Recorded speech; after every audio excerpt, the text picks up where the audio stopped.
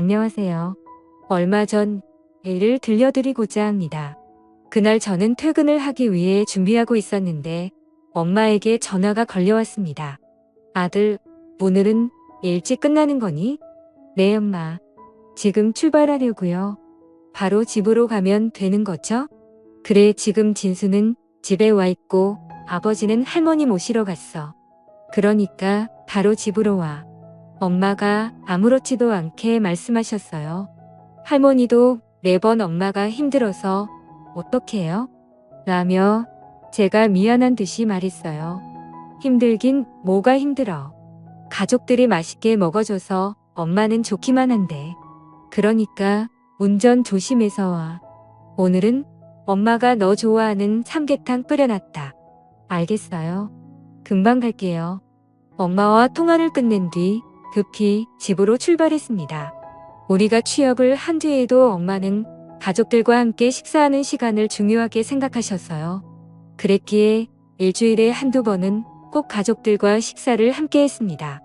그렇게 주차되어 있던 차에 올라타고 집으로 출발했는데 그동안 참 많은 일들이 있었구나 하는 생각과 함께 사람 인생 참 모르는 일이라는 생각이 듭니다. 그러니까 제 인생은 고등학교 1학년 때 다시 시작되었다고 해도 과언이 아니었습니다. 제가 엄마 아빠 그리고 진수를 만나기 전까지 제 가족이라고는 우리 할머니가 없었어요. 우리 부모님은 아주 오래전에 이혼을 했다고 하는데 아빠만 몇 번 얼굴을 비추다가는 어느 순간부터는 아예 찾아오지도 않았거든요. 그렇게 할머니와 저는 둘이 살아가야 했습니다. 생각해보세요. 할머니 혼자 어린 손주를 키워야 했으니 얼마나 힘이 드셨겠어요. 할머니는 집에서 많이 떨어진 곳으로 농사일을 다니셨어요. 그곳에서 일당제로 돈을 받았는데 우리는 그 돈으로 둘이 먹고 살았어요. 집에서 꽤 떨어진 곳이라 할머니는 새벽부터 일어나서 나가셨고 할머니가 나가시기 전에 밥상을 차려놓고 나가시면 저는 홀로 일어나서 밥을 먹고 학교에 가곤 했어요. 그런 생활은 꽤 오랫동안 계속되었는데 초등학교 때까지는 큰 문제가 없었어요. 그런데 중학교에 올라가면서 사춘기가 왔고 할머니와 다투는 일도 많아졌습니다. 할머니께 못된 말도 참 많이 했었고 지금 생각해보면 아주 못된 행동이란 행동은 다 했던 것 같아요. 그렇게 고등학교에 올라갔는데 제 반항은 더욱 심해져만 갔기에 할머니는 하루하루 눈물 바람피셨어요. 조아나 우리 착한 조아니가 어쩌다 일이 됐니? 제발 할미 말 좀 들어라. 그래도 공부는 해야 할 거 아니냐.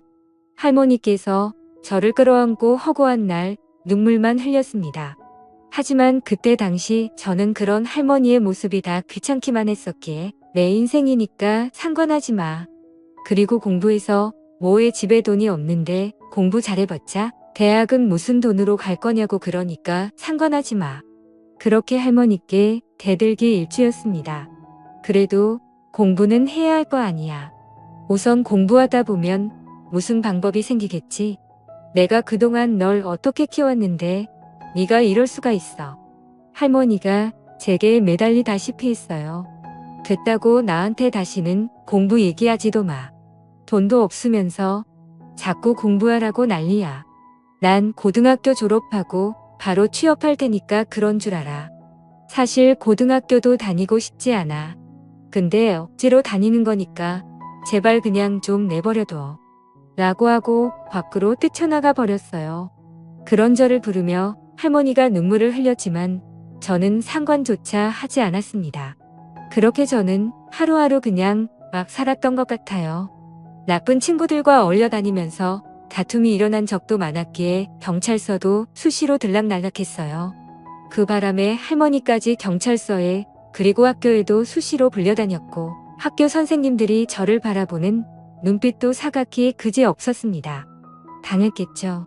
계속 문제를 일으키는 학생을 좋아할 선생님은 많지 않았으니까요. 그러던 중 정말 큰일이 일어났어요. 그러니까 그게 고등학교 1학년 때 일이었는데요. 저는 공부에 전혀 관심이 없었기에 홀로 책상에 엎드려서 잠을 자고 있었어요. 그런데 담임 선생님이 교실 안으로 들어오시더니 야, 김주연 일어나봐. 안 들려? 빨리 일어나라고. 선생님이 짜증 섞인 목소리로 말했어요. 왜요? 제가 고개를 들었는데요. 내가 진수 지갑 가져갔지? 선생님이 다짜고짜 물었어요. 네? 그게 무슨 말이에요? 지갑을 가져가다니요. 저 안 가져갔습니다. 안 가져가긴 뭘 안 가져가. 진수 말로는 체육 시간에 다들 운동장에 있었는데 너만 교실에서 있었다던데? 그러니까 내가 범인이 확실하구만. 선생님은 이미 저를 범인이라고 생각한 듯 했어요. 진수가 봤대요? 제가 가져간 거 봤냐고요? 제가 흥분한 채 소리쳤어요. 얘 좀 봐. 너 선생님 앞에서 무슨 버르장머리 없는 행동이야. 안 가져갔다고요.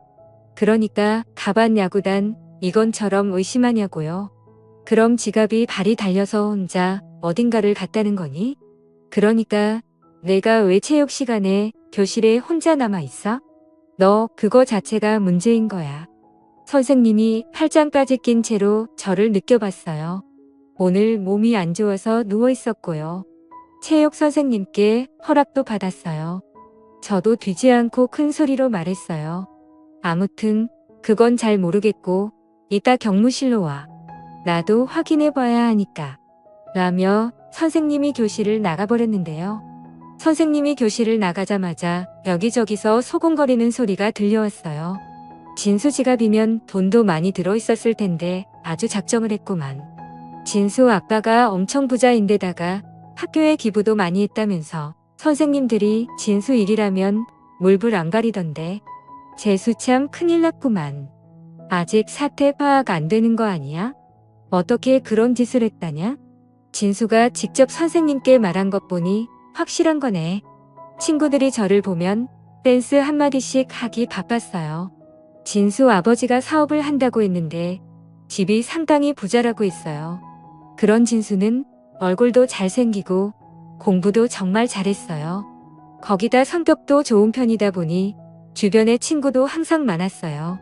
그렇게 친구들이 저를 보면 계속해서 소곤거렸고 친구들이 소곤거리는 소리를 들으며 안 되겠다 싶었는지 진수가 제 가까이로 다가왔어요.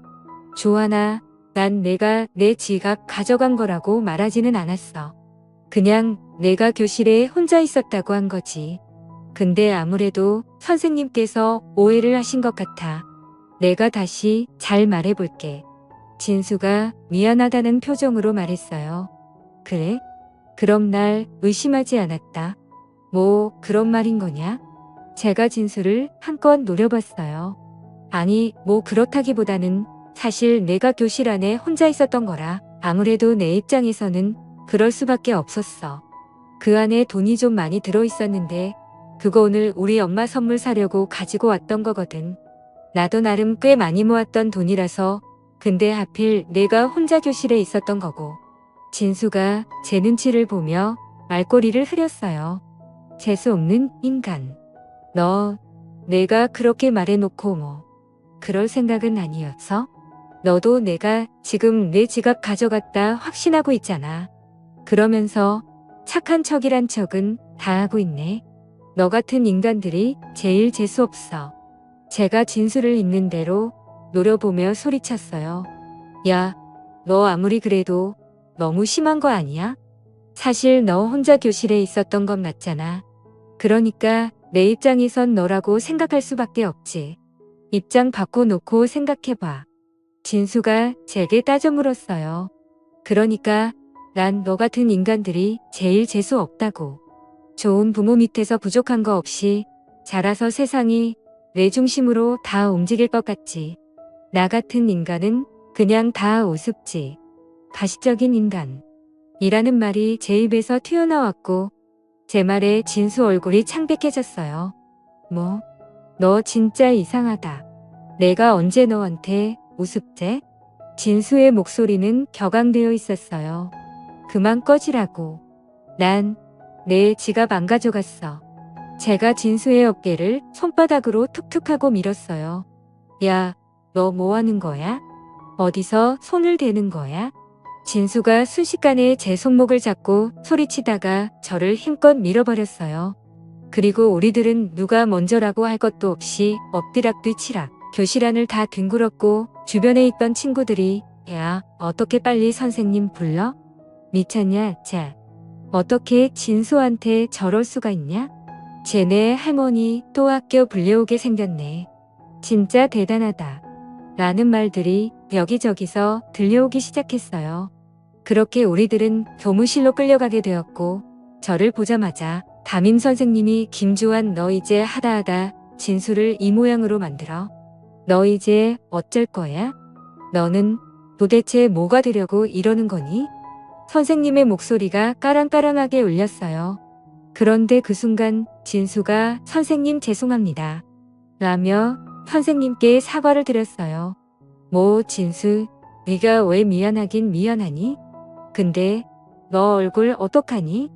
잘생긴 얼굴이 이렇게 돼서 부모님이 보시면 난리 나겠다. 선생님이 호들갑을 떨어대더니 급히 구급상자를 열어서 소매에 소독약을 적셔서는 진수 얼굴을 여기저기에 발라줬어요. 빨리 병원 가야 하는 거 아니니? 선생님의 손이 진수 얼굴을 따라 분작에 움직였어요. 하지만 선생님은 제게는 아무런 관심도 없었는데요. 제가 아프단 말던 관심 하나 있었겠습니까? 그렇게 잠시 후에 진수 아버지가 교무실로 들어오는 게 보였어요. 어머 아버님, 이런 일로 오시라고 해서 정말 죄송합니다.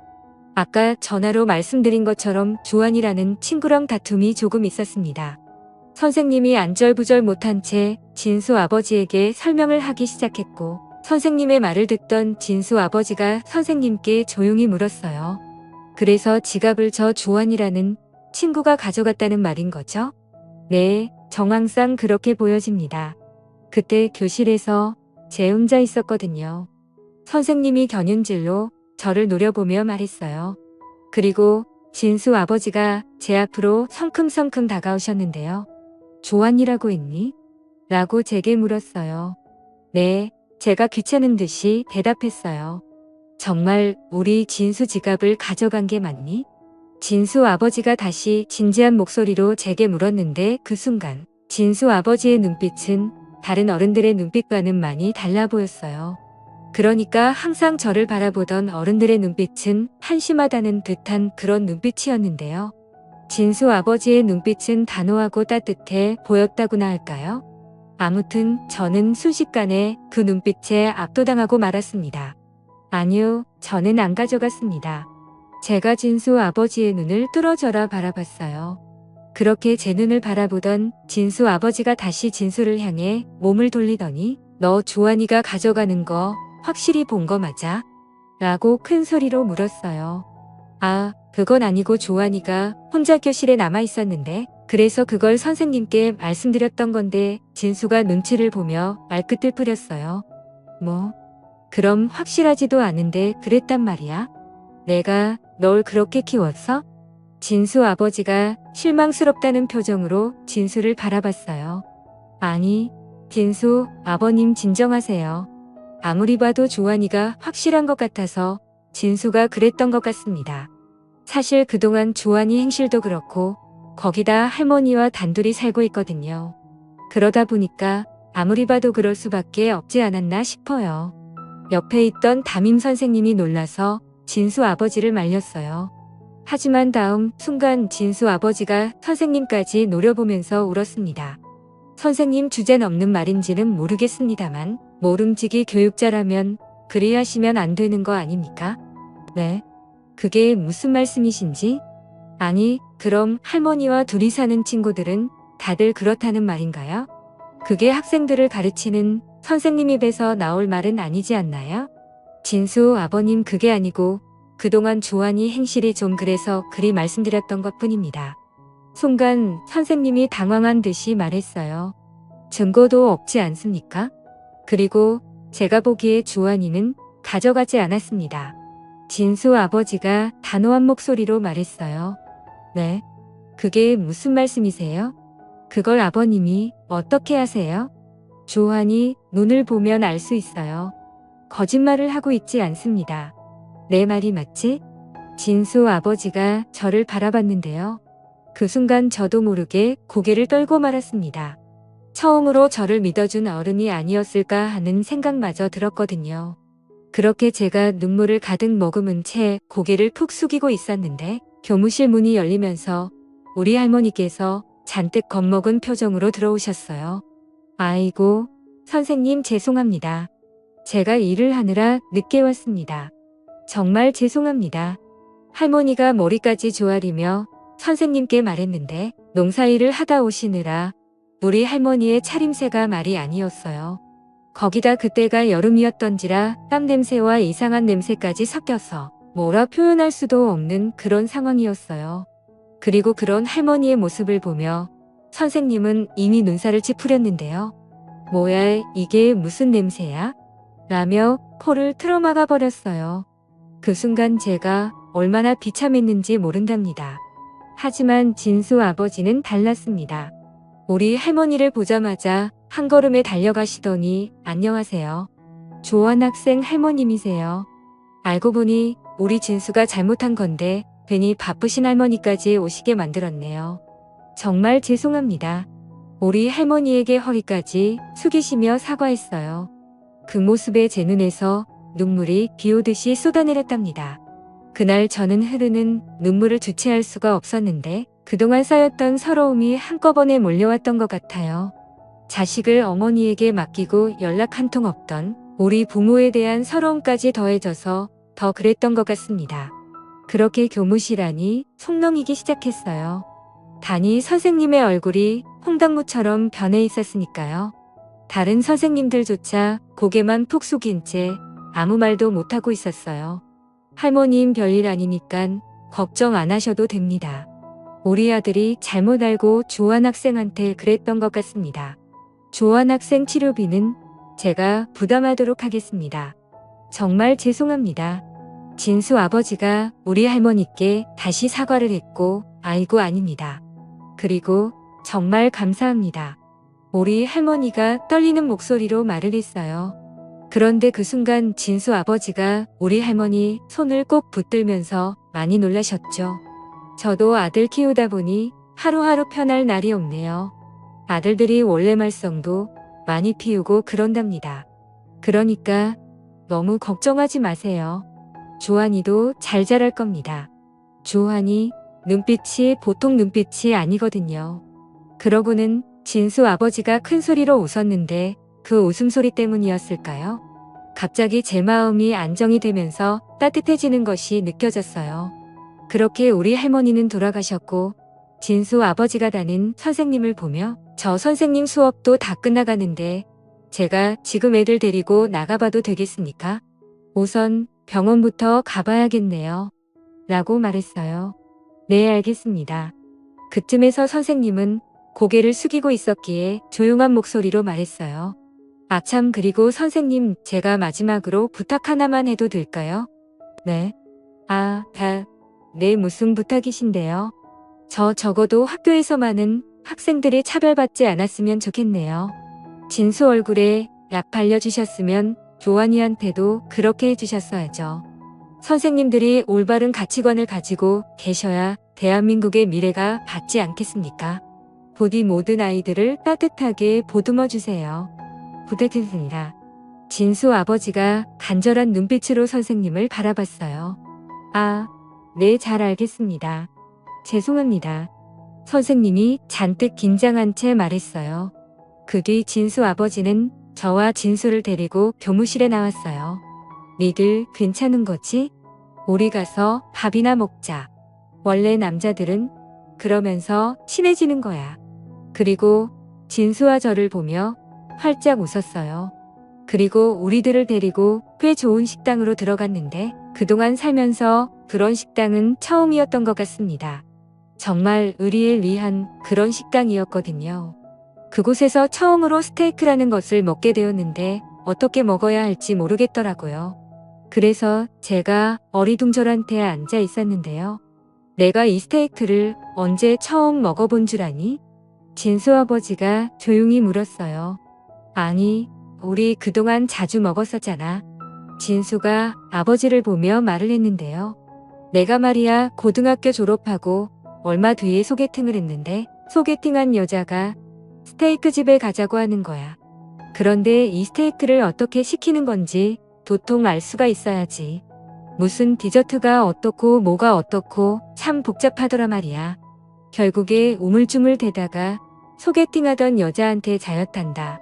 진수 아버지가 큰 소리로 웃었는데 그 말에 저도 모르게 크윽하고 웃음이 터져 나왔어요. 웃으니까 보기 좋네. 조한이 너 말이야. 그렇게 인상 쓰고 있다고 해서 멋있어 보이지도 않거든. 그러니까 앞으로는 웃고 다녀. 아직 한창인 녀석이 왜 그렇게 인상을 쓰고 다녀. 장난스럽게 말씀하셨어요. 그런데 그때 당시 저도 모르게 네라는 말을 했는데요. 평소에는 반항심만 가득하던 제가 그렇게 변해가기 시작했어요. 거기다 진수 아버지가 스테이크를 다 썰어서 제게 건네주시면서 자맛 좀 봐. 여기 있는 소스에 찍어 먹으면 맛이 아주 괜찮을 거야. 그리고 너도 잘 봐도 나중에 소개팅에서 여자한테 차이면 안 되잖아. 하긴 주한이는 얼굴이 잘생겨서 쉽게 차이거나 하진 않겠다. 진수 아버지가 아무렇지도 않게 말을 하시고는 다시 스테이크를 썰고 있었어요. 그리고 저는 그때 처음으로 제 얼굴이 나름 괜찮구나 라는 생각을 하게 되었답니다. 그렇게 처음으로 즐거운 식사를 한 뒤 집으로 돌아왔는데요. 그때 제 표정이 참 많이 달라졌다는 것 같아요. 더군다나 다음날 진수가 반 친구들이 다 있는 교실에서 저 주하나 어제는 내가 진짜 미안했어. 집에 가봤더니 지갑이 책상에 있더라고. 진짜 미안. 라며 진심으로 사과했어요. 진수 부모님은 정말 좋은 분들이셨는데요. 진수 지갑이 집에 있었다는 사실을 알게 된 진수 부모님께서 할머니와 저를 집으로 초대까지 해서 식사를 같이 하게 됐어요. 그 뒤 진수와 저는들도 없는 친구가 되었고 진수 부모님은 저를 마치 아들 대하듯이 됐어요. 저 또한 두 분을 엄마 아버지라고 부르며 딸하고 두 분은 제가 공부하기를 간절히 바랬고 저는 두 분의 응원에 힘입어 정말 열심히 공부했습니다. 그나마 다행이었던 것이 머리가 나쁘지 않았던 것인지 두 분의 도움을 받아 진수와 함께 과외도 받으면서 성적이 눈에 띄게 좋아졌어요. 그때쯤 저는 더 이상 문제 많던 김주환이 아니었어요.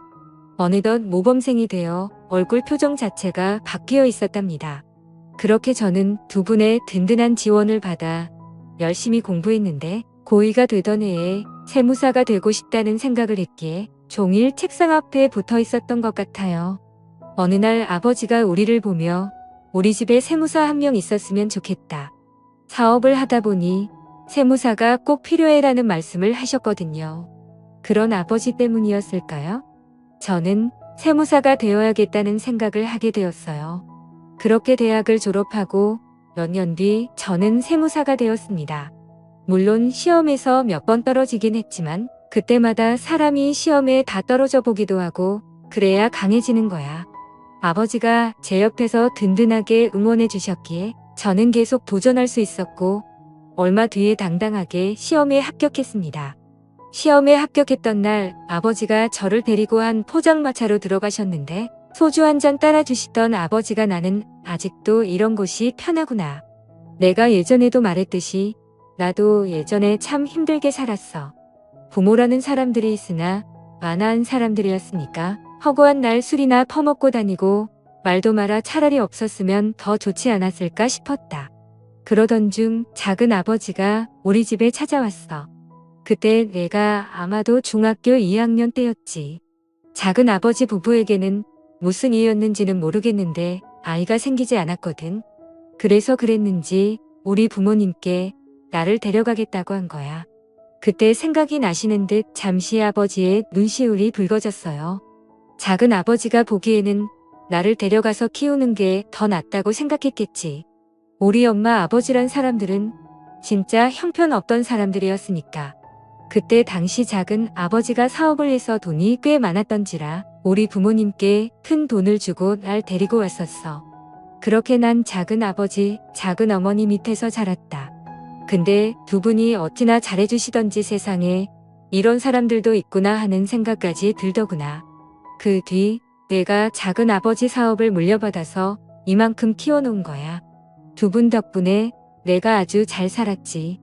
아마도 그때 친부 밑에 있었다면 사람 구실도 못했겠지. 아버지가 긴 한숨을 내쉬었어요. 그럼 아버지, 친부모님은 어떻게 되셨어요? 제가 놀라서 물었어요.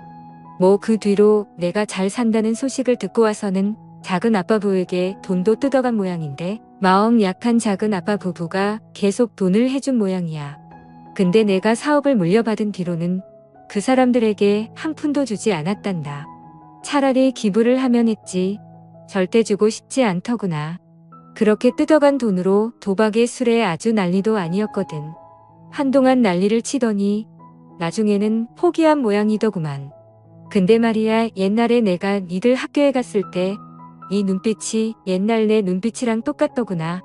그래서 내 마음이 많이 아팠어. 어쩌면 그래서 내가 너한테 더욱 마음이 갔었는지도 모르겠다. 근데 확실히 느꼈던 건 그날 네가 거짓말을 하고 있지 않다는 거였어. 근데 부당한 대우를 받고 있었던 거고 그런 너한테 옛날에 내 모습을 봤던 것 같아. 그래서 내가 너한테 그렇게 했던 거야. 너는 나랑 많이 닮아 있었거든.